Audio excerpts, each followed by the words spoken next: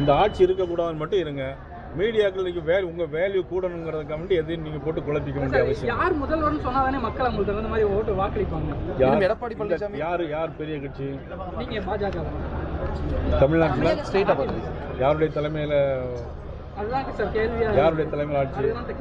நான் தான் அப்படியே சொல்லிட்டேன் EPS. நீங்கள் ஏன் கேள்வி நான் பதில் ஆட்டோமேட்டிக்காக சொன்ன பிறகு திருப்பி அந்த கேள்வி கேட்குறேன். அது வந்து தொடர்ச்சியா ஒரு மாதிரி ஸ்டேட்டா பார்த்துருங்க சார். அதெல்லாம் ஒன்றும் குழப்பவே வேண்டாம். இது எந்த கேள்வியை நீங்கள் எங்கே போனாலும் உங்கள் மீடியாக்கள் என்ன கேட்க வேண்டாம். எடப்பாடி தான் முதல்வர். ஆமாம்.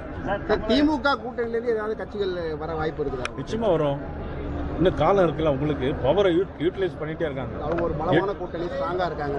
அது இருக்கலாம், அதை பற்றி ஒன்றும் சந்தேகம். அதாவது பலமான கூட்டணி தான் ஜெயிக்குங்கிறது ஒன்றும் கட்டாயம் கிடையாது. தமிழ்நாட்டில் நிறைய பல்வேறு உதாரணங்கள் இருக்குது. 96 என்ன நடந்தது, 2001 என்ன நடந்தது உங்களுக்கு தெரியும். 96 நடந்த விஷயங்கள் உங்களுக்கு தெரியும். 2001 நடந்தது எல்லா ஜாதி கட்சிகளையும் சேர்த்து திமுக ஆட்சியில் கூட்டணி பலமாக இருந்தாங்க. அது வெற்றி பெற்றதா? இல்லை, அம்மா தானே வெற்றி பெற்றாங்க. ஆனால் நீங்கள் கவலையே படாதீங்க.